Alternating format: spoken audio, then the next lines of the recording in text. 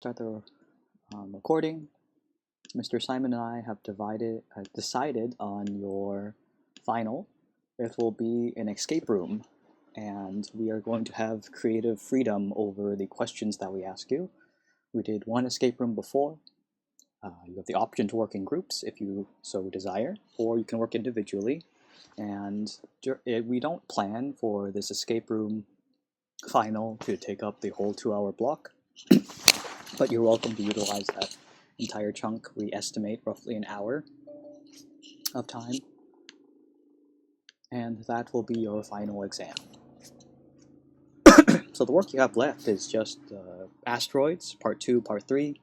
Every week you'll still have a coding bat problem set, and I should also show you the final worksheet. If you want something that reviews this whole semester's worth of material, and you want a taste of what like a quiz or a formal examination would look like back in physical school, then you should look at this thing, Review for Fall Final. This is your traditional like 50-question multiple choice kind of exam, or review for that kind of exam. We still don't know whether or not your AP exam will have a multiple choice portion along with an FRQ portion, or if they'll do like last year where it was just FRQs. So here's more practice to you. The answer key is posted on the website. This is the fall final review. You have your standard like multiple choice like questions. These are typical multiple choice questions from like an AP exam, from a practice workbook thing. Okay, so those are the resources available. This is optional. It's not going to be assigned to you this semester. But if you want to take a look at it, I'm showing you now. A lot of vocabulary with objects. Okay, so those are my announcements. The final will be an escape room. I went over the assignments left for this semester. Showed you this thing, review for fall final. We may be pulling 1 or 2 questions from said fall final place. But you shouldn't stress too much about your final. Weighting-wise, it will be counted like, if you're passing the class now, if you have an A, the final won't really change much of that. Formally, that's the one detail I think we skipped over. We didn't talk about how much the final would be worth. But for me, not speaking on Mr. Simon's behalf, at most I would have it worth 15% of your overall grade. I think he might want more, but we'll see. Nothing to stress too much about. If you have a solid A, it will likely be maintained if you pass the final. Questions or comments?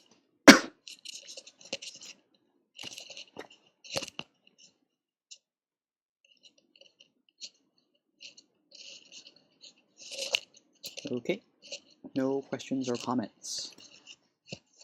If they do arise, do ask them. We move on to the lecture portion of today, which is about array lists. This is a new data structure. It's very much like an array, but there are some useful features present that will make it really good for your asteroids assignment. And specifically, arrays, as you've seen from your coding bat exercises, from your programs like Starfield, like the chemotaxis, arrays have fixed size. So you initialize them to be of a certain size and they stay that way. Changing the size of an array, like shortening it by 1 or growing it by 1, is kind of difficult, as you saw in those exercises in coding bat, where you had to remove like all the 3's or something, or remove all the every other number. We made them kind of easier for you because we told you at the beginning the size of your output array, but in practice, like if we didn't tell you that, you'd have to figure out like, oh, what is the size of my new array first, and then begin all the stuff that you've practiced. It's kind of tedious if you're working with just arrays, changing size, which is why you have array lists. Array lists make it really easy for you to shrink and grow your your array list. And you'll see some parts of an array present in ArrayList, but also like some of the other functions that are there. Is there ever a time you would use an array over an array list? Well, if you're dealing with fixed size things, you would use an array. The other thing about arrays are that it works with primitives. That's a word we haven't seen in a while. That's like int, char, double, float, boolean.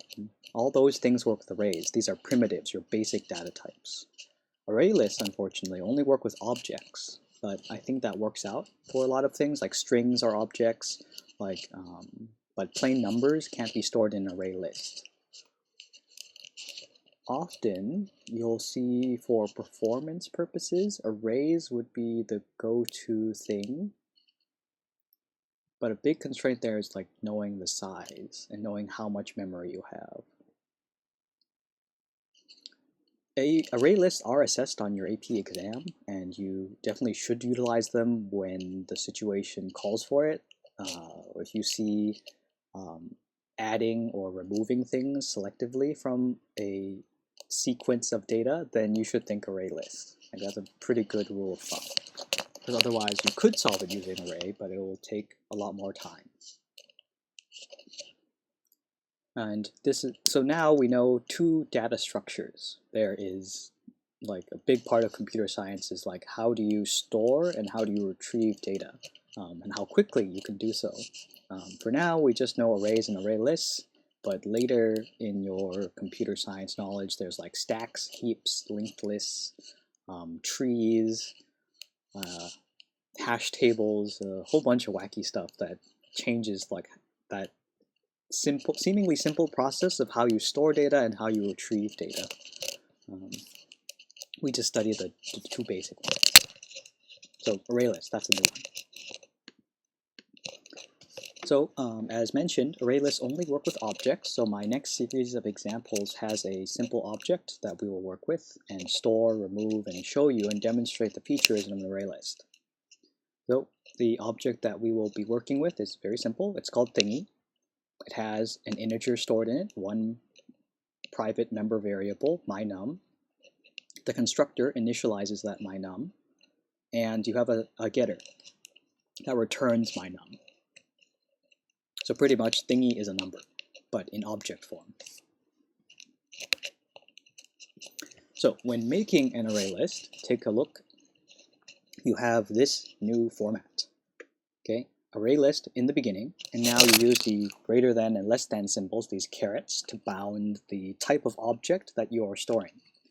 In this first line, we are saying, I am making an array list of thingies. It is called the list. Okay, this is the declaration step. This part is the funny part. Next is the initialization. The list equals new array list of thingies. Now you're allocating this array list to be ready to hold the thingy object, which in our case just represents numbers. Notice the parentheses at the back here. You're calling the thingy constructors. Yes, and you can in fact do this in one line. It's a rather long line of code. If you had, I don't think it fits nicely on one slide, which is why we moved it into two. You can put the initialization and declaration into one line, yes. And so at the bottom of the slide, we have a visual representation of what the list looks like. Currently it's empty, but it's ready to hold thingy objects. Be careful of the syntax. Next, we will add something to our list. And so to do so with an array list, you use the add function. The new part you'll pay attention to is down here. Thingy, some thingy equals new thingy 9. So we made this object, it holds the number 9. And we're going to add some thingy to our list. Notice the syntax, name of our array list. We're going to use that array list's add function, the dot operator, dot add some thingy. Now our list holds that thingy object, which has the value 9. So far, so good.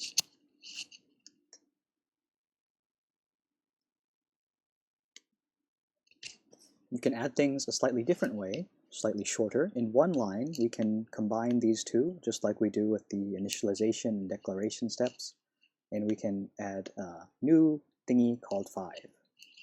We don't need to refer to it by a name, some thingy. You'll see later on we can use indices, just like with arrays. So now we have 2 things in our list.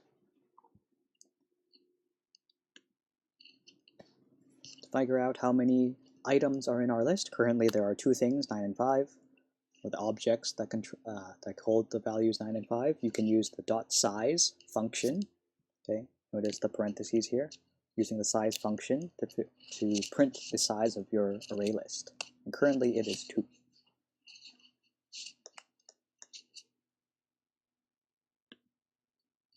If you want to remove things, okay, question. In ArrayList, do you not have to worry about the place in the array? You do. If you want to access certain things, you'll see in these next couple of slides when we use the get function, you do need to know the position, otherwise known as the index of certain things. So yes, you still need to pay attention to that. If you want to get like the 3rd thing from your array list, you need to know what it means to be in the 3rd position. So this part's neat. Deleting things from your array list, you use the remove function. And you can actually see an example of the index, right? We're removing the 2nd item. And so you go the list.remove1. 1 stands for the index. Remember, we're 0 indexed here, just like with arrays. 9 is in position 0. This 5 is in position 1. Since we removed position 1, the 5 is now out of my array list.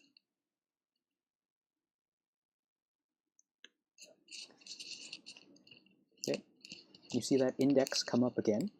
This is the set function. Set is like using the equal sign. It is like the assignment.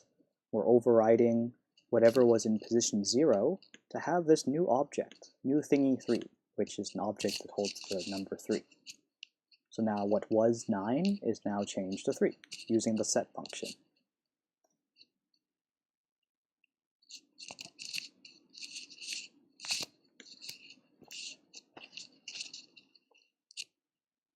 And we can add in new things. So notice the add is different than what? It's the same as this one, right? This add, but we now introduced another number there. This one was no numbers, and this one is adding it to the front of the list. Okay, so if you add in a number, you can add things in at specific positions. How come for the add you refer to the 0th position, not 1? There is nothing in, well, okay, like at this point right here, there is just one thing in your array. It adds it after. So if you have nothing in position 1, which is the 2nd position, right, there's nothing to add after that.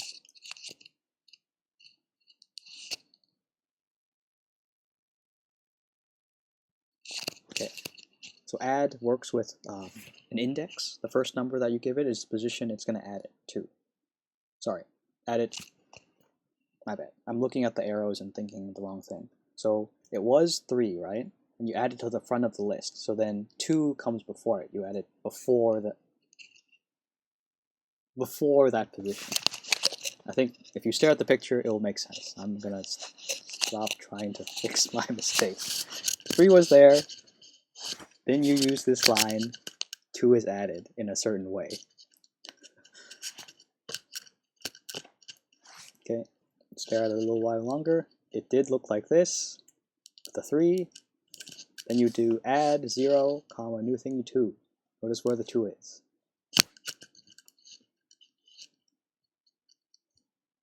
Okay, next thing is the get function. Say you want to access certain things inside your array list. Then you use the get method, and the get method takes in an index. This one should get the 2nd thing from my array list, which should be 3. And it does. You can print things out. Notice here I use the getNum. That's the get method from the thingy class, the thingy object. That's how I need to get the 3 to print.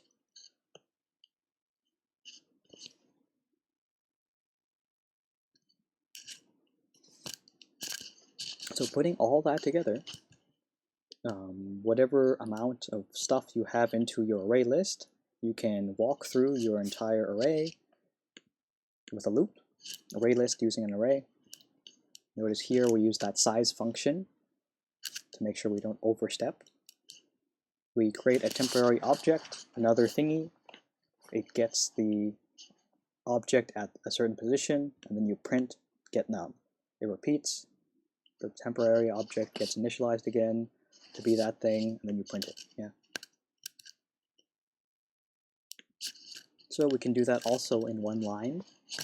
You see the pattern in this kind of substituting that happens.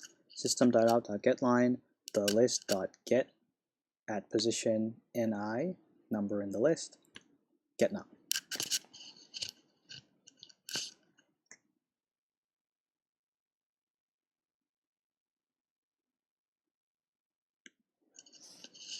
So even better with ArrayList, you can pass in the name of your list, ArrayList, into the system.out.println, and it will print all the objects for you. So if you need to show all the things at the screen, you don't really even need to use a loop with an ArrayList. Kind of neat. So you see the benefits. The not knowing the size, being able to flexibly add, delete, move things around, not really move, or add things in the middle of your list, for example. It's pretty useful. To do so with arrays is going to be hard. So here are all the lines of code that we've demonstrated in the previous slides, put all together into one. If you want to fiddle around with things and think about the output, comment out some lines, and try some things, I recommend copy and pasting the code from this slide into a processing program and modifying it, learning from it. So to highlight some syntax, right? You're familiar with arrays, that's the stuff in green. Notice here it's storing numbers. The annoying part about array lists is that it all must be objects, so we have to go through this odd part, right? Like int, here's the thing, int all lowercase, right? int is a primitive, but in Java, and I have to look this up, but I'm like 80% sure of this, integer with a capital I, all spelled out like this, becomes the object integer, which can be stored in an array list. It's a little weird. Thus, these things down here are treated like objects. You add 1, you add 2, so our list is 1, 2. You set position 1 to be 7, so that's now 1, 7. And then you print out the first thing, so then you see 7 to the screen. These two code segments do the same thing, and you should notice the difference in syntax. Notice with array list, you use these carets. You must declare the type. Okay, more words with array lists. Hope that's your key takeaway. Double checking time, doing good. Lecture seems to be shorter today. You have a practice quiz question. Take a couple minutes. Think about the output. Print all the values of nums. So you can do so into chat.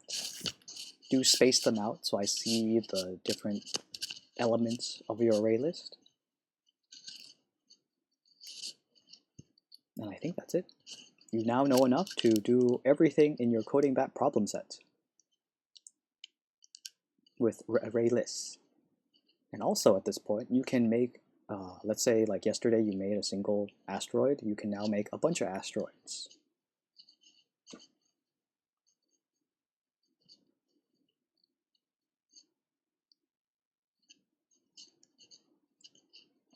What do we think? What is in nums?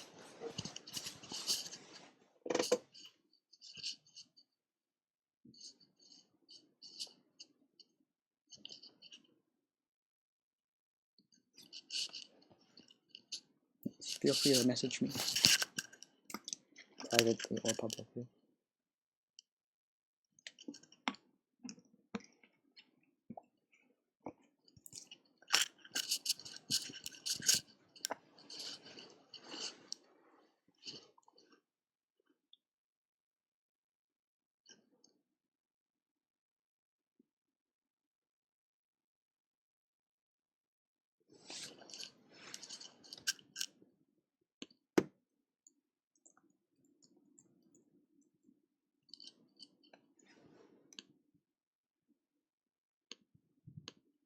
Wait a little while longer for people to work through this exercise before I review it.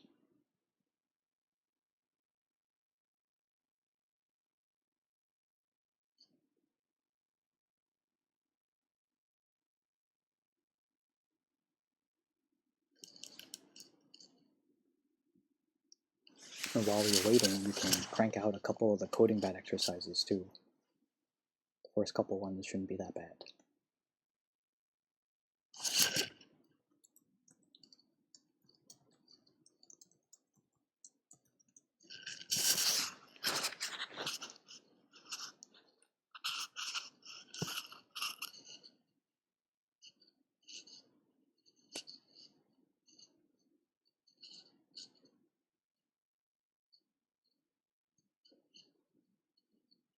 Give people another minute, and then I'll walk through how I would think about this problem.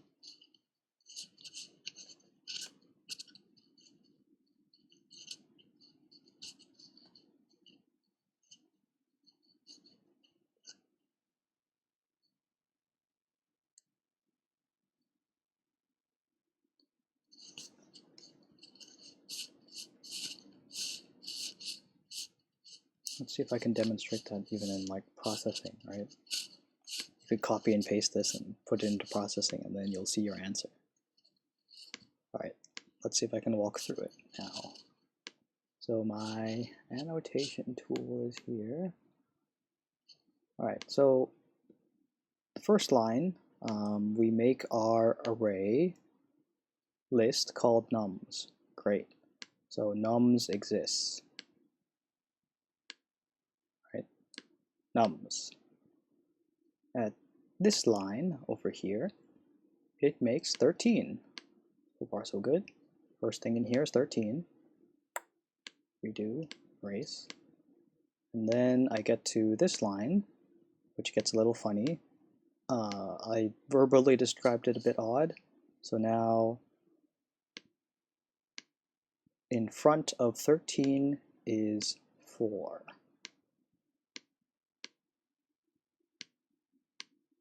Okay. And then in front of position 1 goes 5. That's the part that is a little funny, and I'd like to work through a program that demonstrates that.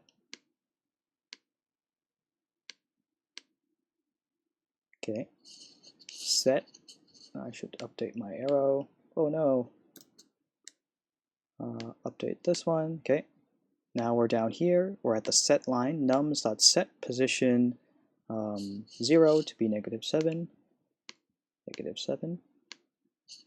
And then we remove position 1, so that's the second thing, be gone. Thus we have the numbers -7 and 13 that remain in our array list. Careful with the 5 that gets removed. You're also reminding yourself of indices. More practice with array lists, yeah? They're still new to you. So after some coding bat practice, you should be able to see and work with them pretty good. Okay, the last slide that I have, okay, has a reminder of the coding bat problem sets that's due this Friday. So please work on these. If you need hints, we have a couple more slides kind of giving you hints on typical problems you can look on ahead on this PowerPoint slide. When we meet again on Thursday, we'll go over more things with asteroids part 2. Collision is not a big requirement, but it's personally satisfying if you do get collision to work. At the moment, get the asteroids to display, that's the big focus of part 2, and using an array list. All right, that's today's lecture. You're welcome to stay these next 8 minutes and treat them like office hours. We can work through coding bat problems, work on asteroids part 2. Otherwise, you're formally dismissed. Have a good Tuesday.